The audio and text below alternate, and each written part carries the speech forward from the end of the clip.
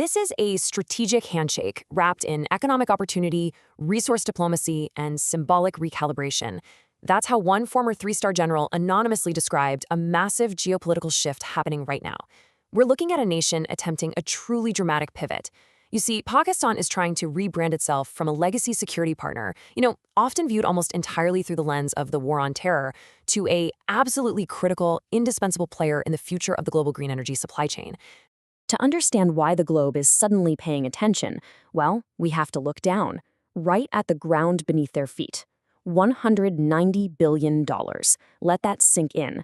That jaw-dropping number is the estimated value of the contained metal in just one single host rock formation, the Reko Diq copper and gold deposit. It's a staggering amount of wealth, and it's the kind of money that could fundamentally rewrite the economic destiny of a country that's currently buckling under $130 billion in external debt. Welcome to The Explainer. Today, we're unpacking the green gold rush, Pakistan's high-stakes pivot. We're going to examine how a desperate need for economic survival is essentially colliding with the global race for clean energy technologies, and what this all means for the world, the environment, and of course, the people living right on top of these resources. Here is our roadmap for today. We'll start with the new mineral diplomacy, then Pakistan's critical mineral wealth, the domestic EV revolution, the military's economic role, and finally, environmental and security risks. Section 1. The new mineral diplomacy. Okay, let's dive into this macro-level geopolitical shift. We are looking at a deeply delicate balancing act here. For a decade, Pakistan has been heavily entrenched economically with Beijing through the $62 billion China-Pakistan Economic Corridor, or CPEC. But recently, a new player entered the chat. We're seeing a massive pivot toward the U.S. A $500 million memorandum of understanding was actually just signed with a U.S. firm called United States Strategic Metals to export and eventually refine critical minerals. Why? Because the U.S. is desperate for alternatives to Chinese supply chains. And you know what? The diplomacy is paying off. The Trump administration has imposed only a 19% tariff rate on Pakistani goods, which is incredibly favorable when you compare it to the 50% slapped on neighboring India. So Pakistan is carefully courting American investment without alienating its massive Chinese infrastructure partner. Section 2, Pakistan's critical mineral wealth. Let's transition over to the actual physical resources in the ground. The absolute crown jewel of this massive mineral wealth is Reko Diq, out in Balochistan. When fully complete, this is expected to be the world's 5th largest copper mine, pulling out 800,000 tons of copper concentrate a year, just in its first phase. It's backed by major players too, including up to $300 million in new financing from the Asian Development Bank. And the ownership is sliced up very carefully to ensure revenue sharing. 50% belongs to Canada's Burrick Mining, 25% goes to the local Balochistan government, and the remaining 25% is held by federal state-owned enterprises. But hey, Reko Diq is mostly just copper and gold. The broader strategy here focuses heavily on what we call critical minerals. We're talking about elements like antimony, tungsten, and rare earths. Actually, fun fact, despite the name, rare earths aren't really rare in the Earth's crust at all. But they are mixed up with other elements, which makes extraction technically difficult and incredibly expensive.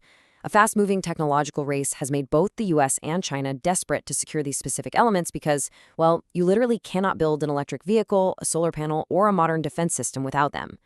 Section 3. The domestic EV revolution. So, how does Pakistan plan to utilize this wealth inside its own borders? The answer is a massive push for domestic adoption. The government has officially launched the National EV Policy for 2025 to 2030, and honestly, the targets are super aggressive. They want 30% of all new vehicles sold by 2030 to be electric. If they hit this, and to put that into perspective, it would save $1 billion annually in foreign exchange that's currently just spent on importing fuel. To kickstart the whole thing, they're rolling out a 9 billion rupee initial subsidy specifically for electric bikes and rickshaws, and there's this fantastic mandate reserving 25% of that subsidy for women to ensure safe, affordable mobility. Plus, they're planning 40 new charging stations across the motorways to build out that crucial infrastructure. Now, not all batteries powering this revolution are built the same, and understanding the technical divide here is essential. On one hand, we have LFP, or lithium iron phosphate batteries. These are cheaper, they're safer, and they last for 4,000 to 6,000 cycles. Because they don't easily overheat, they're basically perfect for Pakistan's sweltering 45 degrees Celsius summers and are widely used for home solar systems and e-rickshaws. On the other hand, we have NMC, nickel, manganese, cobalt. These are much lighter, they give you a longer driving range, which makes them the standard for high-performance electric cars. But they're noticeably more expensive and definitely more sensitive to heat. Just look at the sheer trajectory of the demand for these batteries. The Pakistani lithium-ion battery market was valued at about $394 million back in 2023. By 2031, it's projected to more than double to $826 million. Right now, steep import taxes, which can sometimes hit up to 50%, are really hindering that growth. The government is hoping that zero-rating taxes on raw materials will push companies to manufacture these batteries locally, creating a massive new industrial sector from scratch. Section 4. The military's economic role. Let's look at the governance structure making these rapid deals possible. Let's move to the timeline and see how this builds, because it is moving fast. In 2023, the Special Investment Facilitation Council, or SIFC, was established. Boom. By 2025, we get the National EV Policy. By 2026, Chinese EV giant BYD and local partner Hubco are set to open Pakistan's first EV assembly plant. And by late 2028, Reko Diq Phase 1 begins producing copper. This breakneck speed is entirely driven by the SIFC, which is a joint civil-military body that acts as a single-window facilitator to just slash right through bureaucratic red tape. But the sources present a real dual reality regarding the SIF's operations. On one hand, it's effective, no doubt. It aims to secure $5 billion in foreign direct investment, and its initiatives have stabilized inflation to a historic 6-year low of 4.9%, all while boosting IT exports by 32%. However, on the other hand, a 2025 IMF diagnostic assessment raised some severe governance concerns. The IMF heavily criticized the SIF's broad legal immunity for officials, many of whom are from the armed forces, its lack of transparency, and its sweeping power to bypass standard regulatory requirements to benefit influential public sector entities. Section 5. Environmental and security risks. Zooming back out here, at what cost is all this happening? We've been talking about trillion-dollar economic promises, right? But a recent study from the Center for Management Science Research paints a pretty stark picture of the ecological devastation already occurring. In targeted mining regions, vegetation cover has plummeted by 64.2%. Soil organic carbon has declined by over 67%. Water stream flows, down 58%. And toxic particulate matter, PM 2.5, is exceeding safe limits by 300%. These are incredibly fragile ecosystems experiencing rapid, severe degradation. And the harsh realities on the ground extend far beyond just the environment. They are deeply affecting the local people. That same study found $150,000 a year in unaccounted public health costs per mining site. Acid mine drainage is already affecting 68% of tailings.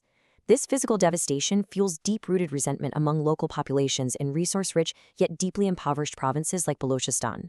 Locals frequently accuse foreign firms of exploiting their resources, which leads to violent opposition. Insurgent groups like the Balochistan Liberation Army have repeatedly targeted foreign personnel and installations, making security a massive, ongoing hurdle for both Chinese and American investors. So how can this be fixed? Experts outline a very clear path to avert irreversible biodiversity collapse and actually end the cycle of violence. Step 1. There must be a shift from militarized control to inclusive community-led development where locals act as stewards of their own land. Step 2. Mandate and strictly enforce 95% compliance with environmental impact assessments. Step 3. Implement entirely transparent royalty sharing, ensuring the people living above the minerals actually see the profits from them. Pakistan stands at an absolute crossroads today. It holds the keys to the critical minerals the world desperately needs to fight climate change and power the green tech revolution. But that leaves us with a deep paradox to ponder. Can Pakistan fuel the world's green transition without irreversibly destroying its own environment and internal stability in the process? It is a high-stakes pivot for sure, and the whole world is watching to see if they can pull it off.